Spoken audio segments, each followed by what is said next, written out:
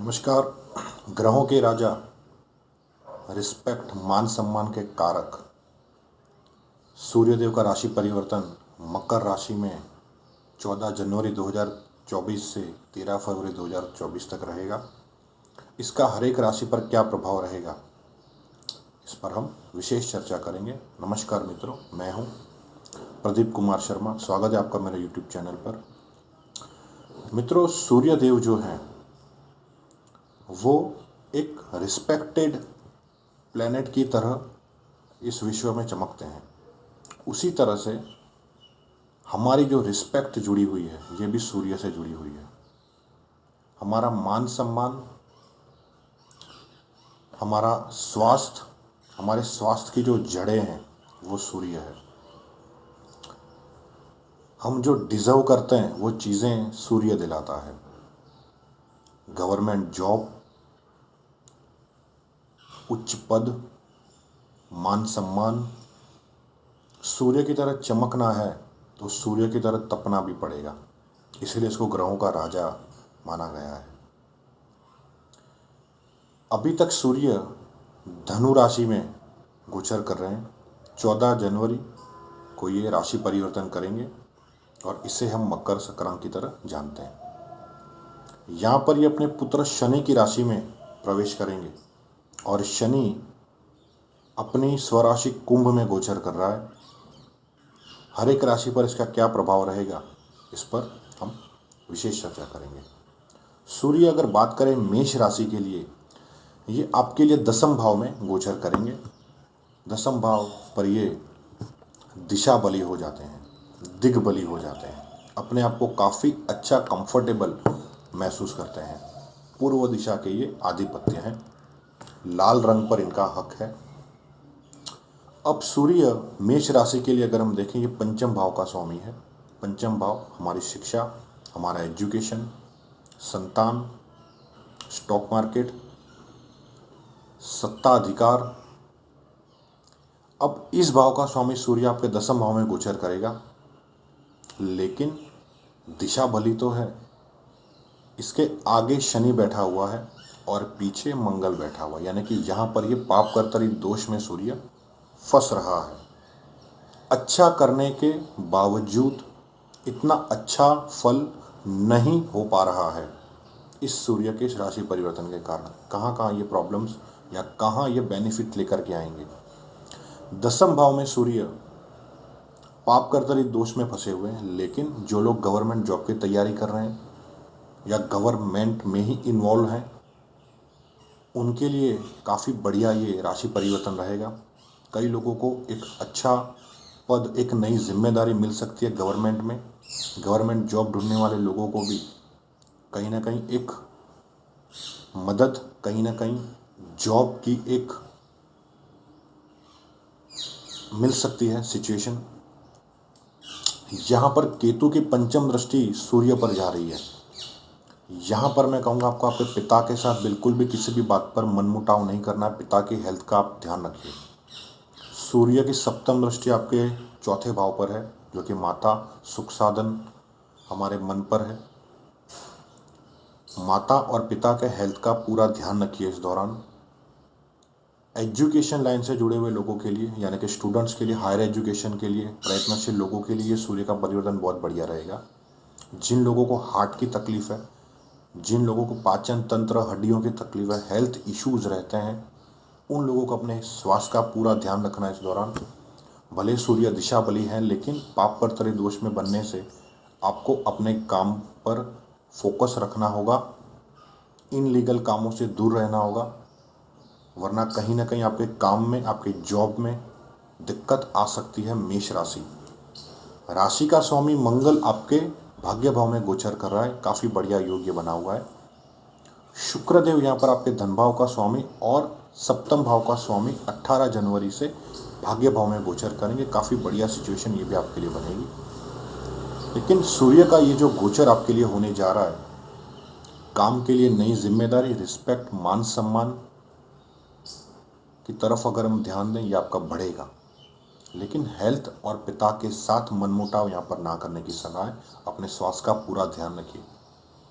तो ये मेष राशि का ये जो गोचर रहेगा, क्योंकि केतु का जो पंचम प्रभाव सूर्य पर जा रहा है, राहु और केतु का सूर्य के साथ रिश्ता बिल्कुल भी अच्छा नहीं है। जिन लोगों को सर्जरी बताई गई है डॉक्टरों के द्वारा, हेल्थ इश्यूज बताए गए हैं, उन लोगों को तो खास ध्यान रखना है इस गोचर को। अब बढ़ते हैं नेक्स्ट राशि की, जो कि है वृषभ राशि। वृषभ राशि का स्वामी दैत्य गुरु शुक्राचार्य जो है, ये अभी तक सप्तम भाव में गोचर कर रहे हैं। ये 18 जनवरी 2024 से अष्टम भाव में गोचर करेंगे, धनु राशि में। यहाँ पर सूर्य आपके लिए चौथे भाव का स्वामी है, यानी कि सुख साधन, माता, वाहन, प्रॉपर्टी, जनता, हमारा मन। काल पुरुष की कुंडली में कर्क राशि चौथे भाव पे आधिपत्य रखती है, और यहाँ पर आपके लिए सूर्य भाग्य भाव में गोचर करेगा। चौथे भाव का स्वामी भाग्य भाव में गोचर करना, भाग्य का सपोर्ट आपके लिए बना रहेगा। कई मौक़ों पर भाग्य की ज़रूरत रहती है, उस भाग्य की ज़रूरत को पूरा करने वाला ये सूर्य का गोचर रहेगा। खास करके अगर आपका काम अटका हुआ है, कहीं लीगल प्रॉब्लम्स, कागजात प्रॉपर्टी के कहीं अटके हुए हैं, आपके गवर्नमेंट में कहीं अटके हुए हैं, कोई कागजात की ज़रूरत है आपको, वो भाग्य के सारे आपके काम बनेंगे। लेकिन यहाँ पर पाप कर्तरी दोष में सूर्य के आने से कोई ऐसी प्रॉपर्टी खरीदने से पहले सोच समझ लीजिएगा। कोई रिस्क, कोई गाड़ी खरीदनी है आपको सेकंड हैंड, या कोई प्रॉपर्टी खरीदनी है, कहीं इन्वेस्ट करना है प्रॉपर्टी में, उसके कागजात कंप्लीट होने चाहिए। इस दौरान कोई भी लापरवाही नहीं बरतनी है। पाप कर्तरी दोष में सूर्य के भाग्य भाव में आने से, हालांकि ये पिता भाव भी माना जाता है, तो यहाँ पर भी मैं आपको कहूँगा पिता के साथ बिल्कुल भी मनमुटाव नहीं करना है, वरना इस मनमुटाव का असर आपके पिता की हेल्थ पर आप देखेंगे। सूर्य पिता का कारक है दोस्तों। सूर्य की सप्तम दृष्टि पराक्रम भाव पर जा रही है, यानी कि पराक्रम में वृद्धि। जो वृषभ राशि वाले जातक विदेश में हैं और वहाँ सेट होना चाहते हैं, और वहाँ की गवर्नमेंट इश्यूज अगर आपके ऊपर चल रहे हैं, आपका काम नहीं बन रहा है, तो इस दौरान थोड़ा मेहनत करिए। यहाँ भी थोड़ी बहुत पॉजिटिविटी आपके लिए है, और आगे जब राशि परिवर्तन करके दसम भाव में जाएंगे आपके, वहाँ शनि से युद्ध होंगे, लेकिन दिशा बली होंगे यहाँ पर सूर्य, तो आपके काम देर सवेर बनना शुरू हो जाएंगे। यानी कि वृषभ राशि वालों के लिए मैं कहूँगा भाग्य का उदय, भाग्य का सपोर्ट यहाँ से मिलेगा, लेकिन पिता के साथ मनमुटाव नहीं करना है। धार्मिक यात्राएं हो सकती हैं, धर्म कर्म पर आपका जो है वो समय व्यतीत हो सकता है, धार्मिक स्थानों पर, समाज के लिए धार्मिक कार्यों पर, तो सूर्य आपके लिए बहुत ही बढ़िया रहेगा। हेल्थ पर थोड़ा ध्यान रखिए। यहाँ पर मिथुन राशि की बात करें, मिथुन राशि के लिए सूर्य जो है वो पराक्रम भाव का स्वामी है, और यहाँ पर ये आपके अष्टम भाव में गोचर करेगा। ओवरऑल अगर सिचुएशन मिथुन राशि की हम देखें तो राहु आपके दसम भाव में गोचर कर रहा है, केतु आपके चौथे भाव में कन्या राशि में गोचर कर रहा है। सूर्य के राशि परिवर्तन अष्टम भाव में करने से जो रिसर्च फील्ड के विद्यार्थी हैं, जिन लोगों का काम एक डीप स्टडी करने का है, उनके लिए सूर्य काफ़ी बढ़िया पराक्रम में वृद्धि लेकर के आएगा। रिसर्च फील्ड से जुड़े हुए लोगों के लिए काफ़ी बढ़िया एक मौका बनेगा यहाँ पर, और इन्हीं मौक़ों से एक अच्छा धन लाभ और लाभ की प्राप्ति। सूर्य की सप्तम दृष्टि आपके धन भाव पर जा रही है, लेकिन यहाँ पर पाप कर्तरी दोष में सूर्य के आने से, जो कि सप्तम भाव में मंगल और आगे 11 नंबर जहाँ पर लिखा हुआ है वो नवम भाव पर शनि बना हुआ है, यानी पाप कर्तरी दोष में सूर्य के आने से किसी भी व्यक्ति पर ज़रूरत से ज़्यादा विश्वास ना करें, चाहे वो आपका मित्र हो, अच्छे से अच्छा मित्र हो, चाहे वो आपका भाई बहन ही क्यों ना हो। ज़रूरत से ज़्यादा विश्वास नहीं करना है, और आपको इनकी हेल्थ का ध्यान रखना होगा। अगर आपके किसी अच्छे मित्र पर हेल्थ इश्यूज़ चल रहे हैं, किसी भाई बहन पर हेल्थ इश्यूज़ चल रहे हैं, प्रॉब्लम है उनको, तो इस दौरान कोई प्रॉब्लम यहाँ पर बन सकती है। मेहनत का रिज़ल्ट आपको ऐसा लगेगा कि मैंने बहुत मेहनत की, लेकिन पता नहीं क्या हुआ, मेहनत का रिज़ल्ट मेरे हाथ नहीं लगा। लेकिन कहीं ना कहीं से धन लाभ दिख रहा है। ससुराल पक्ष अष्टम भाव, ससुराल से कोई चिंता बनी हुई है, तो इस दौरान किसी भी वाद विवाद से बचें। रैश ड्राइविंग से बचना होगा इस दौरान। मंगल और शनि के पाप का त्रिदोष में सूर्य का आना, जिन लोगों को हार्ट, आँखें, पाचन तंत्र, हड्डियों से संबंधित प्रॉब्लम्स है, वो अपने खान पान का पूरा ध्यान रखें, हेल्थ पर पूरा फोकस बनाए रखें। सूर्य एक रिस्पेक्टेड प्लेनेट है, मान सम्मान दिलाने वाला है, डिजर्विंग चीज़ें दिलाने वाला प्लेनेट है। जो हम डिजर्व करते हैं वो सूर्य दिलाता है। अब सूर्य का पापकर्त्री दोष में अष्टम भाव में चले जाना कहीं ना कहीं गलत कार्यों से जुड़ने वाले लोगों के लिए अपनी रिस्पेक्ट गंवानी पड़ सकती है। तो यहाँ पर मिथुन राशि वालों के लिए ओवरऑल काफ़ी बढ़िया बड़े प्लैनेट्स जो हैं, जो पूरे साल के विश्लेषण के दौरान देखे जाते हैं, उन्होंने काफ़ी पॉजिटिविटी तो बना रखी है। भाग्य भाव में शनि, दसम भाव में राहु और लाभ स्थान पे जो गुरु आपके लिए बना हुआ है, ओवरऑल काफ़ी पॉजिटिविटी आपके लिए इस पूरे वर्ष है।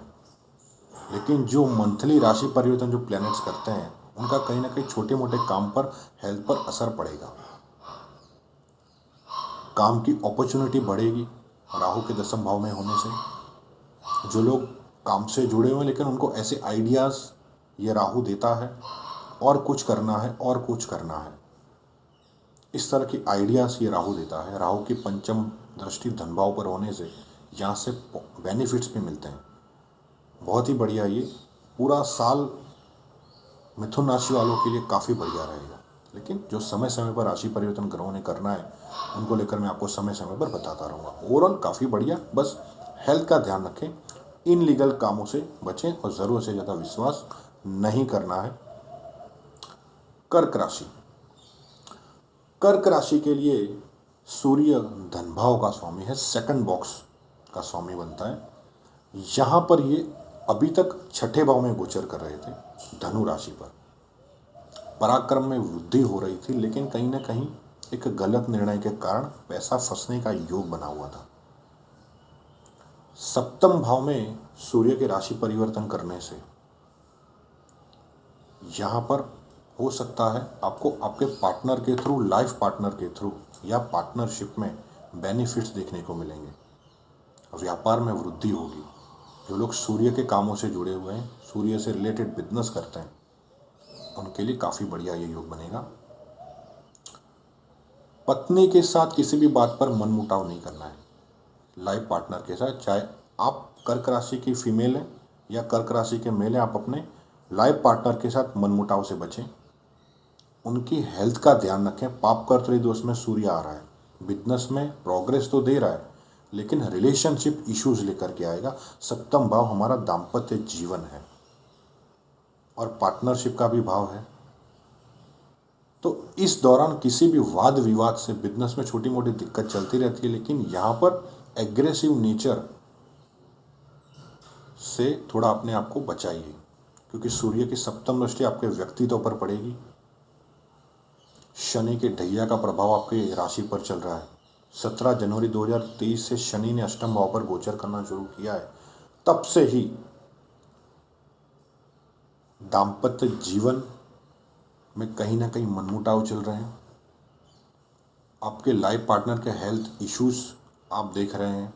व्यापार में उस तरह की ग्रोथ नहीं हो पा रही है। शनि की तीसरी दृष्टि यहाँ पर आपके दसम भाव में होने से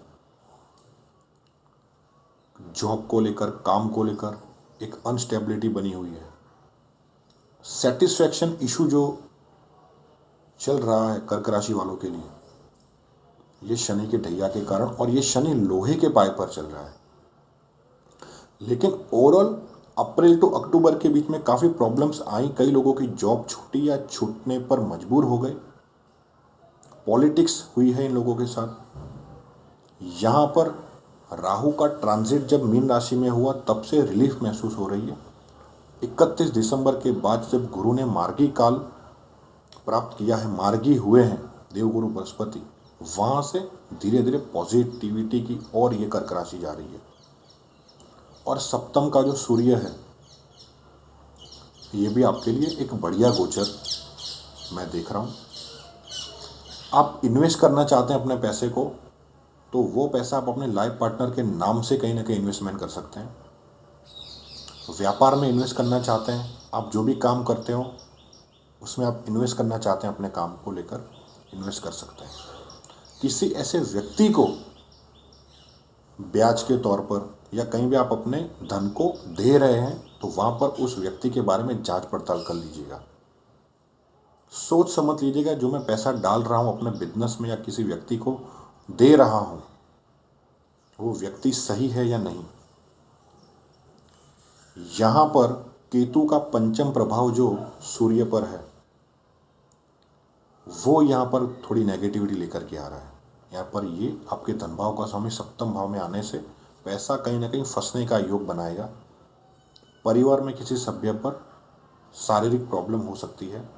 अब सूर्य जिन जिन चीज़ों का कारक प्लैनेट है, हार्ट, आँखें, पाचन तंत्र, हड्डियाँ, हमारा आत्मविश्वास, हमारा कॉन्फिडेंस, रिस्पेक्ट, मान सम्मान, किसी भी वाद विवाद से बचना तो है ही। यहाँ पर अपनी वाणी पर मिठास रखिएगा क्योंकि सूर्य आपकी वाणी का स्वामी भी है। 13 फरवरी को ये राशि परिवर्तन करके आपके अष्टम भाव में जब जाएंगे, शनि से युद्ध होंगे, वहाँ पर मैं आपको और अपडेट दूंगा इस परिवर्तन के बारे में। तो मित्रों, सूर्य का ये जो परिवर्तन है ये मेष राशि से लेकर कर्क राशि तक हमने जाना कि सूर्य यहाँ पर दसम भाव में गोचर करने से एक अच्छी जॉब अपॉर्चुनिटी, सरकारी क्षेत्रों से लाभ, नई जिम्मेदारी, पिता के लिए बेनिफिट भी है लेकिन पिता के हेल्थ को भी दिक्कत देगा। अगर आप मेष राशि के हैं, आप गवर्नमेंट जॉब में जाना चाहते हैं, गवर्नमेंट जॉब में हैं लेकिन आपका कोई काम काफ़ी लंबे समय से प्रॉब्लम में चल रहा था, तो यहाँ पर आपको बेनिफिट्स मिलेंगे लेकिन हेल्थ को यहाँ पर फोकस में रखना होगा। वृषभ राशि के लिए जैसे हमने जाना भाग्य भाव में बढ़िया गोचर करेगा। मिथुन राशि के लिए दसम भाव में जाने से ट्रस्ट फैक्टर जो है वहाँ पर आपको फोकस बनाना है। रिसर्च फील्ड वालों के लिए काफ़ी बढ़िया। और कर्क राशि वालों के लिए सप्तम भाव में आने से व्यापार में वृद्धि लेकर के आएगा, लेकिन पार्टनर के साथ और अपने परिवार के साथ रिश्ते खराब ना होने दें। बाकी ओवरऑल ये ठीक ही माना जाएगा। नमस्कार।